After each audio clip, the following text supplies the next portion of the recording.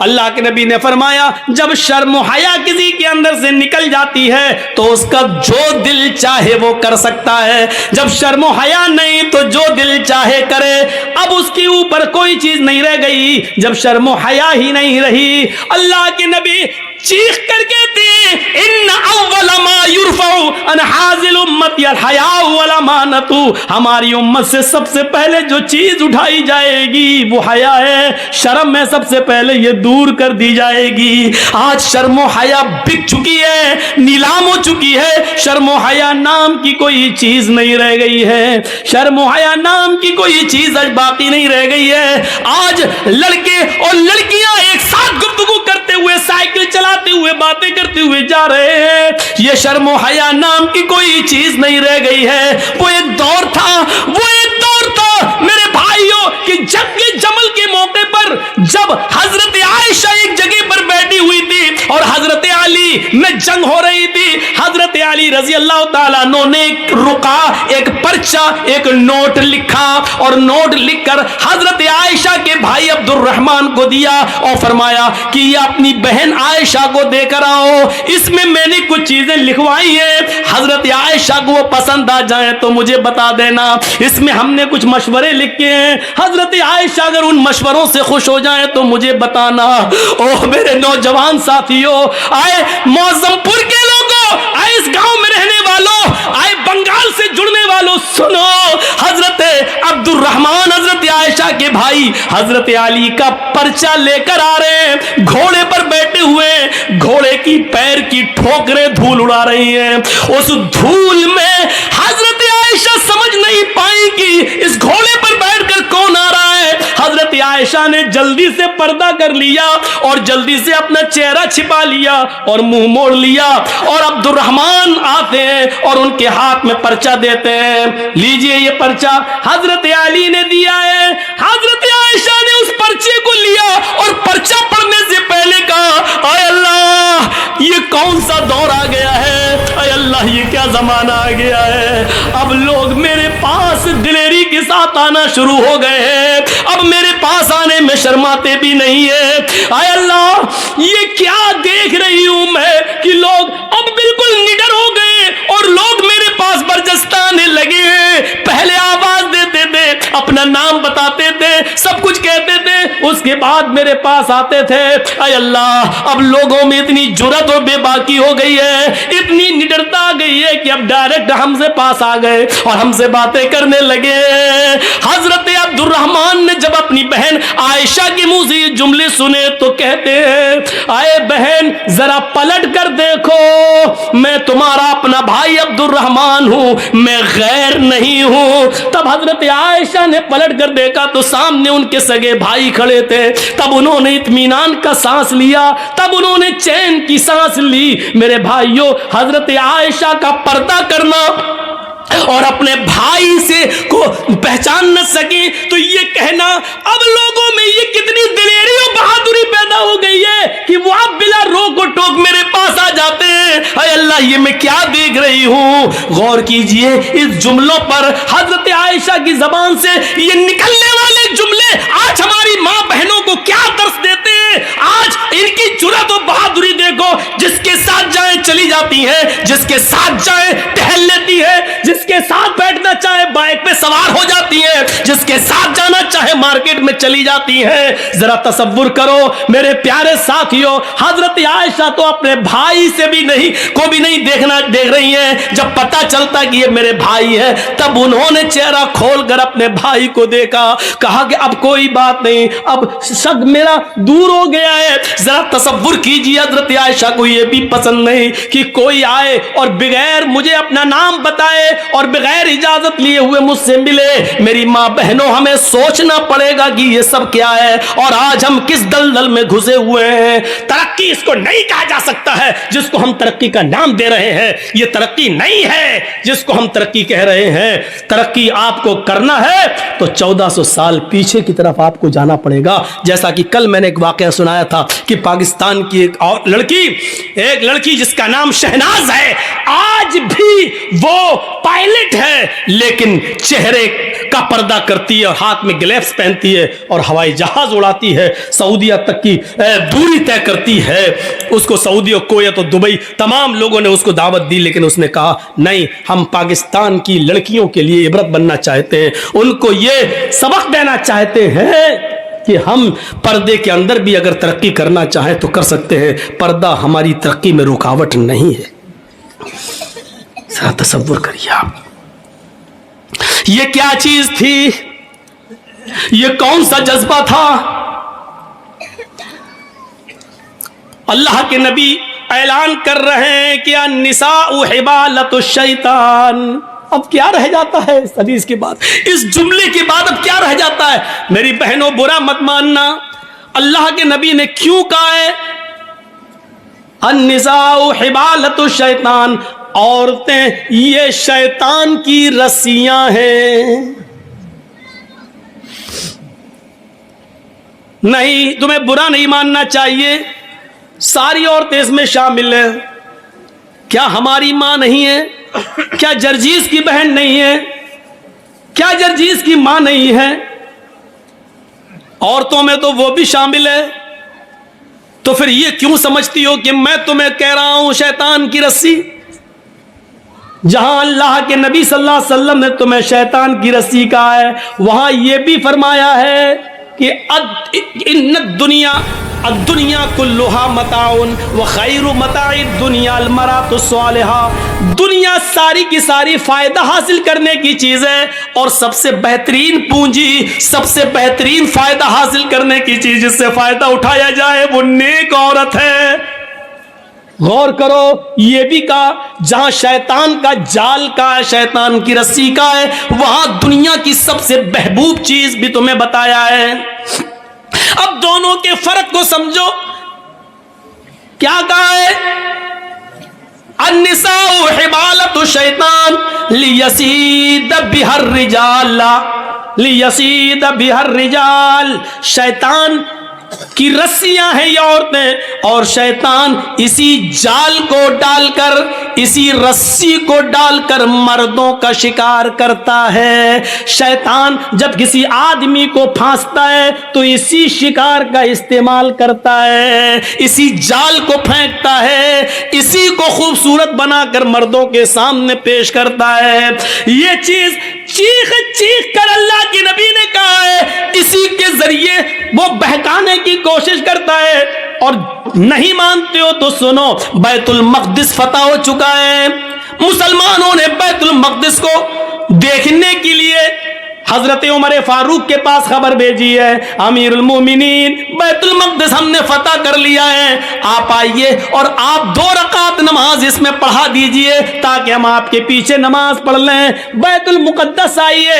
حضرت عمر مدینے سے بیت المقدس کی طرف سفر کر رہے ہیں, بیت المقدس کی طرف چل رہے ہیں, بیت المقدس کی طرف جا رہے ہیں, بیت المقدس کی طرف جا رہے ہیں. راستے میں یہودیوں کی بستی پڑتی ہے, عیسائیوں کی بستی پڑتی ہے. راستے میں یہودی بھی ہیں, عیسائی بھی ہیں, ان کی بستی پڑی ہوئی ہے. ان یہودیوں نے اور عیسائیوں نے اپنی اپنی لڑکیوں کو نیم برہنہ, آدھی ننگی لڑکیوں کو اپنے گھروں کی چھتوں پر کھڑا کر دیا ہے, اور یہ کہہ رکھا ہے کہ دیکھو اگر عمر کا کوئی بھی ساتھی تم میں سے کسی کو آواز دے یا اشارے سے بلائے تو تم میں سے کوئی بھی منع نہ کرے, جس کو بلائے وہ اس کے ساتھ چلی جائے. اگر عمر کے کسی ایک آدمی نے تمہارے ساتھ منہ کالا کر لیا, عمر کے کسی ایک ساتھی نے اگر تمہارے ساتھ زنا کر لیا, عمر کے کسی ایک ساتھی نے بھی اگر تمہارے ساتھ جسمانی تعلق قائم کر لیا تو ہم کامیاب ہو جائیں گے. اپنے مقصد میں یہودیوں نے اور عیسائیوں نے اپنی لڑکیوں کو نیم برہنہ اپنے گھروں کی چھتوں پر کھڑا کر دیا. غور کرو, یعنی شیطان نے اپنا جال بچھا دیا صحابہ کو بدنام کرنے کے لیے, صحابہ کو برباد کرنے کے لیے, صحابہ کے ایمان کو को झचोड़ने के लिए, सहाबा के ईमान को खत्म करने के लिए। इधर हजरत उमर फारूक को जब ये पता चला कि उन यहूदी और ईसाइयों ने ऐसा कर लिया, तो इन्होंने हुक्म दिया कि लोगों मैं पीछे पीछे चलूंगा, आगे आगे नहीं। सुनो, यहूदियों की लड़कियां गंदे अशार पढ़ेंगी, अपनी तरफ तुम्हें बुलाएंगी, अपनी तरफ तुम्हें माइल करेंगी, मेकअप किए हुए होंगी और नीम पर आना होंगी। आए मेरे साथियों, तुम लोगों ने एक लंबी जंग लड़ी है, कई कई महीनों से तुम अपने घर में ही गए हो सकता है कि तुम में से किसी को अपनी बीवी की याद आ रही हो, क्योंकि कई कई महीने तुम जंगों में रहे हो और अपने बाल बच्चों से, अपनी बीवी बच्चों से तुम मिले नहीं हो। इसलिए हो सकता है थोड़ी देर के लिए तुम्हारी नजरें उन यहूदी लड़कियों पर टिक जाए, उन ईसाई लड़कियों पर टिक जाए, और यह भी हो सकता है कि नजरों से नजरें मिले और ये तीर नजरों के रास्ते से दिल के अंदर पैबस्त हो जाए। कहीं ऐसा ना हो कि फिर तुम में से कोई गलत काम कर बैठे, मैं नंगी तलवार लेकर बाहर पीछे पीछे चलूंगा। अगर तुम में से किसी एक की नजर यहूदी की लड़की पर और ईसाइयों की लड़की पर पड़ेगी तो मेरी तलवार उसकी गर्दन की ऊपर चलेगी। तुम्हारे कुरान का हुक्म है, कुल लिल मुमिनाति यगुज़ुज़्न मिन अब्सारिहिन्ना व यहफ़ज़्न फ़ुरूजहुन्ना वला युब्दीन ज़ीनतहुन्ना, कि तुम जब भी बाजारों में या कहीं चलो तो अपनी निगाहें नीची करके चलो। ये औरतों का हुक्म है तो तुम्हें भी हुक्म है, कुल लिल मुमिनीना यगुज़्ज़ू मिन अब्सारिहिम। आए मोहम्मद के साथियों, तुम भी निगाहें नीची करके चलो। तुम्हें भी हुक्म है अपनी निगाहें नीची रखना और कुरान की आयत पढ़ते हुए निकल जाना, कोई किसी की तरफ नजर उठाकर नहीं देखेगा। हजरत उमर ने जब ये खुतबा दिया, सारे सहाबा ने अपने दिल की गहराइयों में पैबस्त कर लिया और चलने लगे। जब चलते चलते यहूदियों की बस्ती आई, यहूदियों की लड़कियां और ईसाइयों की लड़कियां इस मंजर को देख रही हैं, और जब ये उस गांव से गुजरने लगे, उनकी छतों के पास से गुजरने लगे, तो उनके मेकअप लाइट मारने लगे, उनकी खूबसूरती चमकने लगी, उनके हुस्न और जमाल अंगड़ाइयां लेने लगे मेरे भाइयों। और साथ में सुरीली और मीठी आवाज में बजने वाले गानों ने मेरे भाइयों कानों के अंदर एक अजीब खनखनाहट पैदा कर दी। लेकिन जब वो गाना गा रही थी तो मोहम्मद के साथी, उमर फारूक के ये साथी चीख चीख कर कुरान की आयत पढ़ने लगे, कुल लिल मुमिनीना यगुद्दू मिन अब्सारिहिम व यहफ़ज़ू फुरूजहुम, कुल लिल मुमिनीना यगुद्दू मिन अब्सारिहिम व यहफ़ज़ू फुरूजहुम। थोड़ी देर लगी है कि आपका ये काफिला और सहाबा का ये काफिला थोड़ी दूर निकल जाता है। कुरान की इन आयतों के आगे उन गानों की आवाजें मध्यम पड़ जाती हैं, स्लो हो जाती है। सहाबा किराम ये कुरान की आयतें पढ़ते हुए आगे निकल जाते हैं। इन लड़कियों की तरफ कभी झांक कर भी नहीं देखा है। इन लड़कियों ने सोचा हमारे माँ बाप तो हमारी इज्जत का सौदा करने के लिए तैयार हो गए, लेकिन उमर के साथियों ने हमारी तरफ नजर उठाकर भी नहीं देखा, हमारी इज्जत और आबरू को महफूज रखा, किसी ने हमारी इज्जत और आबरू से खिलवाड़ नहीं किया। लिहाजा यही वो लोग हैं जो आगे भी हमारी शर्मगाह की, हमारी इज्जतों की हिफाजत करेंगे, हमारी बॉडी और हमारी जिस्मों की हिफाजत करेंगे, जिन्होंने हमें घास नहीं डाली। अगर हम इनकी बीवी बन जाएं, हम इनकी रफीक हयात बन जाएं, हम इनकी शरीक हयात बन जाएं, तो ये हमारा कितना एहतराम करेंगे। वो अपनी चादरें ओढ़कर अपना जिस्म छिपाकर घरों की छतों से नीचे उतरती हैं और भागती और दौड़ती हुई जाती है और कहती है, आए उमर के साथियों, आए उमर के साथियों, आए अमीरुल मोमिनीन के साथियों, अकेले कहां चले जा रहे हो? हमारी इज्जत व आबरू की हिफाजत करके हमारी तरफ नजरें उठाकर भी न देखे और चले जा रहे हो। हमारे माँ बाप ने तो हमारी इज्जतों का सौदा कर दिया था, लेकिन तुमने हमारी इज्जत व आबरू की तरफ नजर उठाकर भी नहीं देखा। तुम ही हमारी हिफाजत कर सकोगे। तुम्हारी पास जो किताब है वो किताब हमें एक नई जिंदगी दे सकती है, वो किताब ही हमारी जिंदगी में इनकलाब पैदा कर सकती है, वो किताब ही हमारी जिंदगी में एक नया रोल अदा कर सकती है। आए मोहम्मद के साथियों, मुझे भी अपने साथ लेते चलो, ऐसे नहीं ले जा सकते हो तो मैं कलमा पढ़ने के लिए तैयार हूँ, अशहदु अल्ला इलाहा इल्लल्लाह व अशहदु अन्ना मुहम्मदन अब्दुहु व रसूलुहु। इन्होंने कलमा पढ़ा, फिर हजरत उमर फारूक ने उनको दर्स दिया।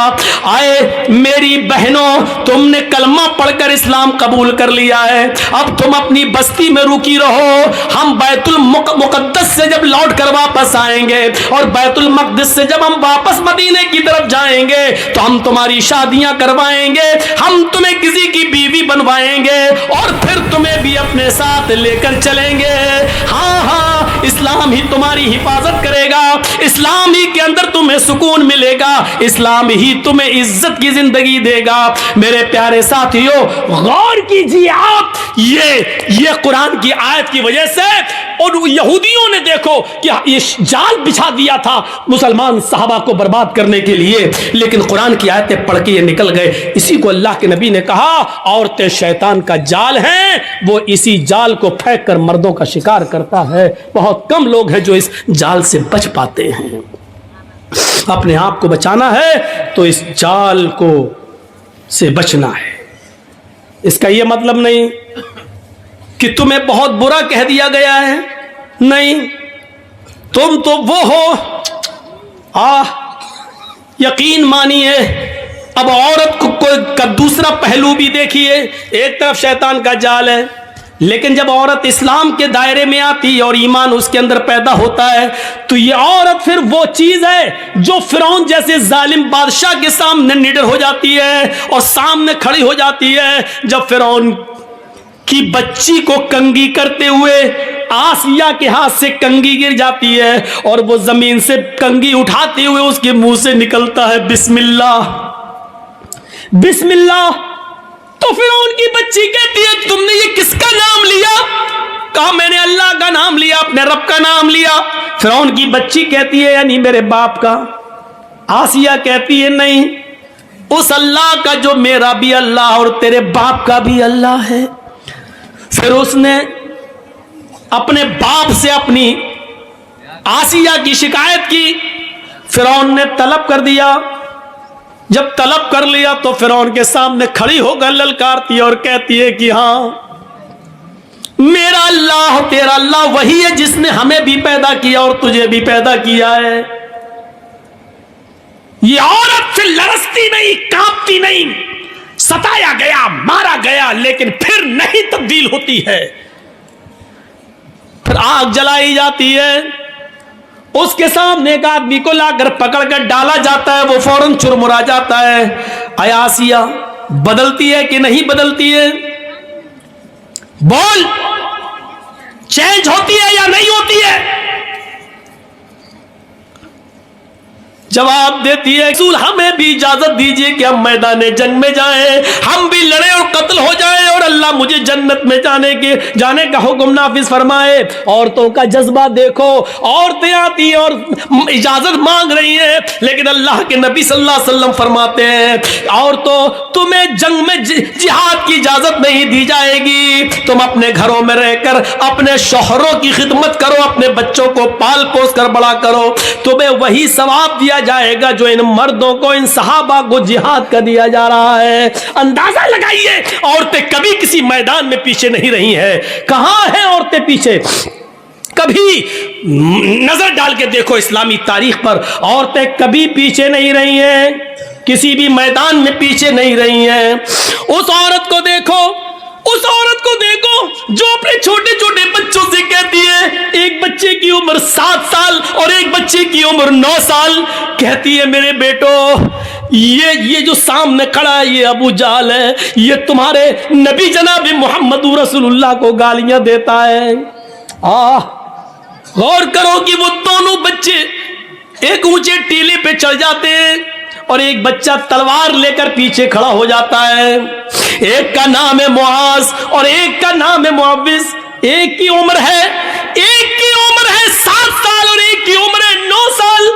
एक बच्चा पहाड़ी पे चढ़ा है, एक बच्चा तलवार पीछे छिपाए हुए खड़ा है जमीन पर।